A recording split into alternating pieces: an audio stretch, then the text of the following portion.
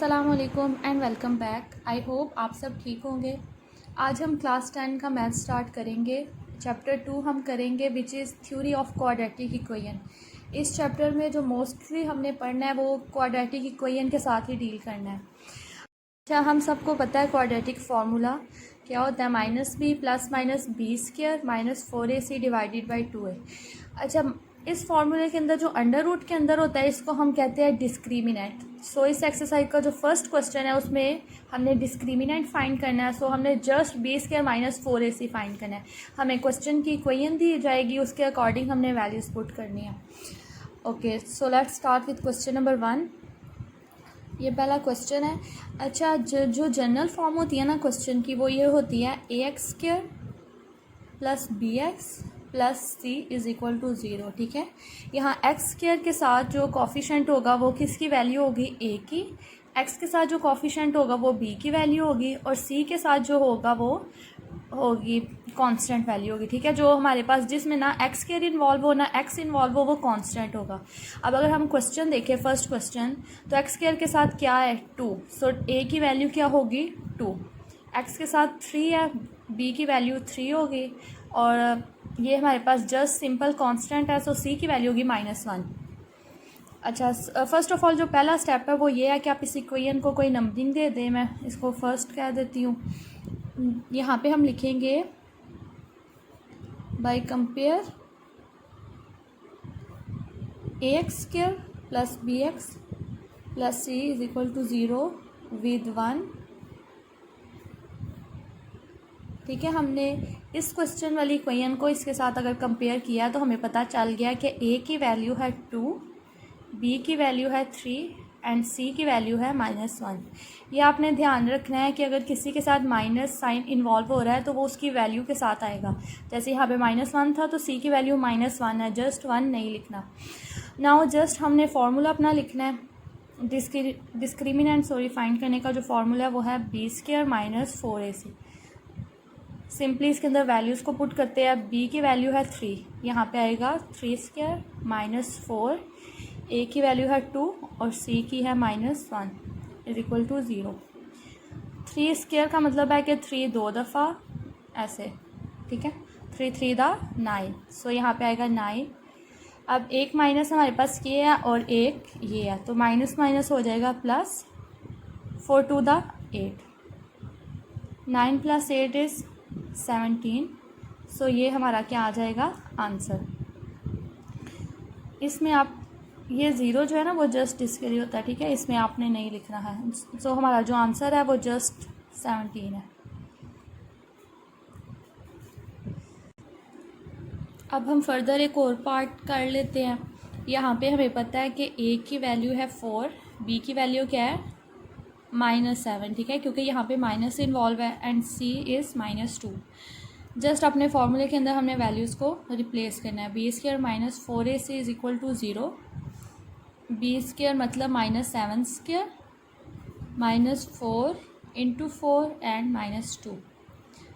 -7 मतलब -7 मल्टीप्लाई -7, 7 7 दा 49, और ये माइनस और ये माइनस क्या हो जाएगा प्लस। माइनस माइनस प्लस, 4 4 दा 16 एंड 16 2 दा 32। अब जस्ट इनको ऐड करेंगे और हमारे पास आंसर आ जाएगा 81। ये बहुत सिंपल है। इसके जो बाकी दो पार्ट्स हैं वो सेम एज इट इज़ है। क्वेश्चन 2 है, उसमें हमने नेचर ऑफ फ्रूट डिस्कस करना है। सो नेचर ऑफ फ्रूट्स 4 तरह की होंगी। ठीक है, सबसे पहले हमने डिस्क्रिमिनेंट फाइंड करना है, वो उस सेम फार्मूले से b² माइनस 4ac से। एट द एंड जब हमारे पास आंसर आएगा तो हमने उस आंसर की बेसिस पे हमने अपने को बताना है कि इसकी कौन सी नेचर है। ठीक है, अगर हमारे पास आंसर आता है पॉजिटिव, 0 से बड़ी कोई भी पॉजिटिव वैल्यू आती है, और सेकंड कंडीशन है, ठीक है, दो कंडीशन है। फर्स्ट कंडीशन इज़ कि पॉजिटिव आए एंड सेकंड कंडीशन कि परफेक्ट स्क्वायर हो। परफेक्ट स्क्वायर आप सबको पता होगा, फिर भी मैं थोड़ा बताती हूँ। परफेक्ट स्क्वायर वो नंबर होता है कि आप किसी भी नंबर को अगर लेट सपोज मैंने 49 देखना है कि क्या ये परफेक्ट स्क्वायर है या नहीं, तो हम देखेंगे 49 क्या सेम नंबर्स को 2 दफ़ा मल्टीप्लाई करें तो 49 आ सकता है। जैसे अगर 7 को 7 से मल्टीप्लाई करें तो हमारे पास आता है 49। ये दोनों नंबर सेम है, इट मीन्स कि 49 इज़ अ परफेक्ट स्क्वायर। अब अगर हम देखें कि क्या 6 परफेक्ट स्क्वायर है, 6 हमारे पास किसको मल्टीप्लाई करने से 6 आ सकता है? अगर हम 3 और 2 को मल्टीप्लाई करें तो हमारे पास आता है 6, ठीक है। और दूसरा ऑप्शन है अगर 6 और 1 को मल्टीप्लाई करें। अब अगर देखें दोनों केसेस में ये सेम नंबर्स नहीं है, नंबर डिफरेंट है। It mean 6 is not a perfect square. Okay, let's take another example. अगर हम देखें 4 कैसे आता है? 2 और 2 को मल्टीप्लाई करें तो हमारे पास आता है 4। इसका मतलब है कि 4 एक परफेक्ट स्क्वायर है, ठीक है। आई होप कि आपको कॉन्सेप्ट थोड़ा क्लियर हो गया। ओके, अब हम यहाँ पे आते हैं।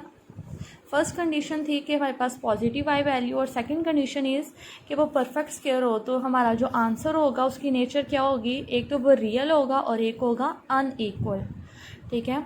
सेकंड यहाँ पे पहले आते हैं। सेकंड में फर्स्ट कंडीशन तो सेम है कि हमारा ये पॉजिटिव होना चाहिए, ठीक है। लेकिन यहाँ पे आके आ रहा है कि वो एक परफेक्ट स्क्वायर ना हो, ठीक है। जब हम क्वेश्चन को सॉल्व करें तो हमारा आंसर पॉजिटिव तो हो लेकिन वो एक परफेक्ट स्क्वायर ना हो। जैसे 6 आंसर आ गया, 6 इज़ नॉट परफेक्ट स्क्वायर। सो ये कंडीशन सेटिस्फाई हो रही है। तो हमारा रूट की नेचर क्या होगी? Irrational and unequal. ओके, अब थर्ड नेचर पे हम मूव करते हैं। थर्ड है कि हमारा जो आंसर है वो नेगेटिव आ जाए, ठीक है। 0 से अगर लेस आ जाएगा तो इट मीन्स कि वो नेगेटिव है, तो उसकी नेचर होगी इमेजनरी। यहाँ फिर अगर आयोटा इन्वॉल्व हो जाए हमारे आंसर में, ठीक है, आयोटा इन्वॉल्व हो तो वो कौन सी नेचर हो जाएगी? Imaginary complex. Fourth condition is कि अगर हमारा आंसर एग्जैक्ट 0 के इक्वल आए तो फिर हमारा रूट रैशनल होगा और इक्वल होगा। हमने क्वेश्चन को सॉल्व करना है, एट द एंड उसकी नेचर को भी ज़रूर मेंशन करना है कि इसकी नेचर क्या है। एक चीज़ और कि हम रैशनल और रियल, ये मैंने लिखा है कि रैशनल और रियल दोनों सेम होते हैं, ठीक है। तो यहाँ कंफ्यूज नहीं होना, किसी क्वेश्चन में रैशनल लिख दिया जाता है, किसी में रियल, तो ये दोनों एग्जैक्ट सेम है। क्वेश्चन नंबर 2 में कहा गया find the nature of the roots and verify the result by solving the equations. First of all तो हमने इसकी नेचर फाइंड करनी है बाय यूजिंग डिस्क्रिमिनेंट फार्मूला, और जो क्वेश्चन को वेरीफाई करना है वो हमने क्वाड्रेटिक फार्मूला की हेल्प से करना है। So first of all we have to find the nature. Discriminant formula हमें पता है b² माइनस 4ac। मैंने कहा था कि जब भी डिस्क्रिमिनेंट फाइंड करना है आपने अपनी इक्वेशन को कोई ना कोई नंबर देना है। इसको मैं 1 नंबर दे देती हूँ। आगे हम लिखेंगे कंपेयर। अगर ये स्टेप आप लिख दें तो ये थोड़ा आसानी होती है चेक करने के लिए भी, और किसी और ने अगर समझना हो आपके नोट्स से तो ये उसके लिए आसानी होती है। 1/ax² plus bx plus c is equal to 0। अच्छा, ये हम करते हैं। अब हम देख लेते हैं कि हेयर a की क्या वैल्यू है। हमारे पास a इज़ 1 क्योंकि x² का जो कोफिशिएंट है वो 1 है। b is -23 and c is 120। अब अपना डिस्क्रिमिनेंट फाइंड करते हैं। पूरा डिस्क्रिमिनेंट ना भी लिखिए, अगर DISC लिख दे इट मीन्स ये डिस्क्रिमिनेंट लिखा हुआ है, ठीक है। डिस्क्रिमिनेंट का formula b² minus 4ac। Now just हमने वैल्यूज़ को पुट करना है। b की वैल्यू है -23 whole square minus 4, a is 1 and c is 120। Okay, -23 का अगर हम स्क्वायर लें तो हमारे पास जो आंसर आएगा वो है 529। 4 और 120 को मल्टीप्लाई करें तो हमारे पास आता है 480। अब इन दोनों को हमने सिंपली सब्ट्रैक्ट करना है। सब्ट्रैक्ट करने से हमारे पास आता है 49, ठीक है। ओके, 49 अगर देखें ये पॉजिटिव है या नेगेटिव है? ये पॉजिटिव है, ये 0 से बड़ा है, ठीक है। तो हम लिखेंगे as discriminant is positive and हमने देखा था कि पॉजिटिव होगा, साथ एक कंडीशन और है कि क्या ये परफेक्ट स्क्वायर है या नहीं। तो अगर हम देखें तो ये परफेक्ट स्क्वायर है। यहाँ पे हम लिखेंगे परफेक्ट स्क्वायर। अब अगर ये पॉजिटिव भी है और परफेक्ट स्क्वायर भी है तो इसका क्या मतलब है, इसकी नेचर क्या होगी? सो द रूट्स आर, ये लाइन मस्ट आपने मेंशन करनी है, ठीक है। ये वाली आपने नेचर डायरेक्ट नहीं लिखना, रूट्स आर रैशनल, या लिखना है डिस्क्रिमिनेंट पॉजिटिव और परफेक्ट स्क्वायर है, that's why roots are rational and unequal okay, question का एक पार्ट तो हो गया। Now we move to second part which is verify, हमने वेरीफाई करना है by using the quadratic formula. So quadratic formula हमें बहुत सिंपल है,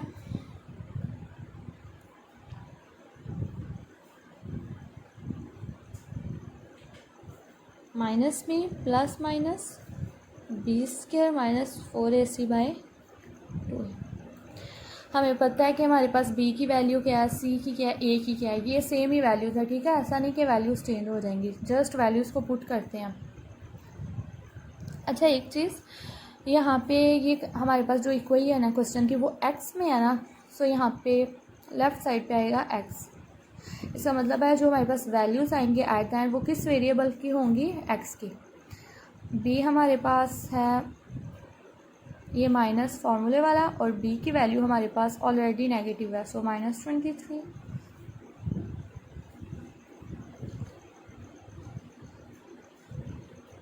A1 and C 120 to 1, okay. Minus minus plus 23। यहाँ पे अगर हम चाहें तो डायरेक्ट भी कर सकते हैं, क्योंकि इसको सॉल्व हमने किया, हमें पता है हमारा आंसर क्या आता है 49। सो अगर आप डायरेक्ट भी कर देंगे तो इससे आपकी मार्क्स की कटिंग नहीं होगी, ठीक है, क्योंकि आपने ऑलरेडी ऊपर एक दफ़ा सॉल्व कर लिया हुआ है। अब यहाँ पे अगर देखें 23 प्लस माइनस 49 कैसे आता है, जैसे यह 49 है, ये एक परफेक्ट स्क्वायर है, हमें पता है 7 को 2 दफ़ा मल्टीप्लाई करे तो आता है, और ये इधर से आएगा 7 का स्क्वायर, ये स्क्वायर और अंडर रूट कैंसिल, सो हमारे पास यहाँ पे आ जाएगा 7/2। अब x की हमारे पास दो वैल्यूज़ आई हैं, one is positive and the other one is negative. 23 plus 7/2 and second one is 23 minus 7/2। 23 plus 7 which is 30/2 and 23 minus 7 which is 16/2. To 1 the 2 to 15 the and to 1 the 2 to 8 the. So जो हमारे पास x की दो values आई हैं 15 and 8, और ये ही हमारा required answer था। बहुत इजी क्वेश्चन है। फर्स्ट ऑफ ऑल हमने जस्ट डिस्क्रिमिनेंट का फार्मूला अप्लाई करके नेचर फाइंड करनी है, नेचर लिखनी भी है इस तरह, फिर उसके बाद क्वाड्रेटिक फार्मूला अप्लाई करना है और एक्स की जो भी वैल्यूज़ हमारे पास आएंगी वो ले आनी है। सेकंड क्वेश्चन करते हैं, इसको इक्वेशन का मैंने नाम दे दिया उसको। सो हम स्टार्ट करते हैं। Compare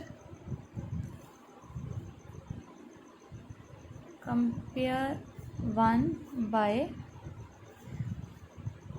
ax square plus bx plus c is equal to 0। अब हमें पता है a की वैल्यू, अच्छा ये लिखना यहाँ पे ज़रूरी नहीं है कि a की वैल्यू ये है b की वो है, वो जस्ट इसलिए लिखते हैं ताकि कोई मिस्टेक के चांसेस ना हो। Here a is equal to 2, b is equal to 3 and c is equal to 7। Okay, अब हमने डिस्क्रिमिनेंट फाइंड करना है which is b square minus 4ac। b है हमारे पास 3, सो 3 का स्क्वायर माइनस 4, 2 इंटू 7, 3 का स्क्वायर 9, और ये हमारे पास आ जाएगा 56।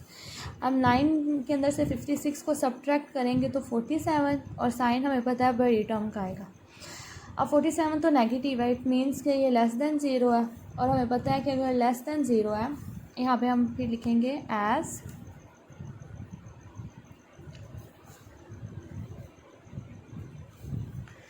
As discriminant is less than 0 which is negative,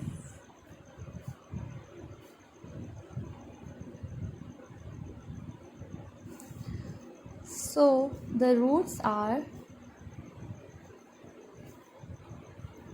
imaginary। ठीक है, हमें पता है कि नेगेटिव साइन जो होता है वो आयोटा को इंडिकेट कर रहा है, इसलिए ये क्या होगा, इमेजिनरी होगा। अब हम अपनी को ये फर्स्ट पार्ट हो गया, नेचर डिस्कस हो गया, वेरिफिकेशन करनी है वो सिंपली हमने क्वाड्रेटिक फार्मूला अप्लाई करके कर लेनी है। Quadratic formula which is -b ऊपर नेचर को फाइंड करने का एक बेनिफिट हमें होता है कि यहाँ पे हमें सारा दोबारा से सॉल्व नहीं करना, हम डायरेक्ट अपने आंसर को रिप्लेस कर सकते हैं। So x is equal to minus b हम करेंगे 3, सॉरी माइनस,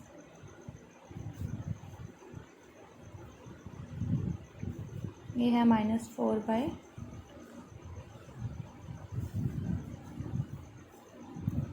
-3 प्लस माइनस,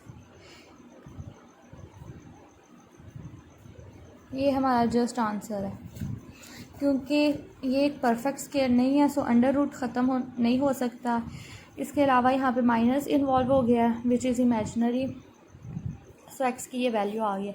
अब आप देख सकते हैं कि हमारे पास एक्स की कोई ठीक से वैल्यू नहीं आई है, इमेजनरी फॉर्म में आई है।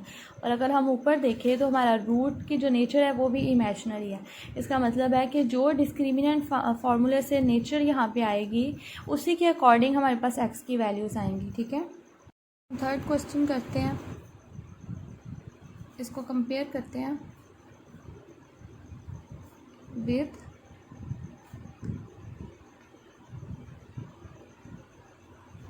ओके, यहाँ पे a है 16, b है -24 और c है 9। सो डायरेक्ट हम कर देते हैं डिस्क्रिमिनेंट b का स्क्वायर। ये फार्मूला आप यहाँ से देख लें, b का स्क्वायर क्या होगा, -24 का स्क्वायर -4a एंड c। सो 24 का जो स्क्वायर होता है वो है 576 और इन तीनों को मल्टीप्लाई करें तब भी हमारे पास आएगा 576। दोनों सब्ट्रैक्ट होंगे, हमारे पास आंसर आ जाएगा 0। एंड वी नो डैट अगर हमारा आंसर 0 आएगा it means then roots are real and equal. ठीक है, अब अगर हम क्वाड्रेटिक फार्मूला अप्लाई करें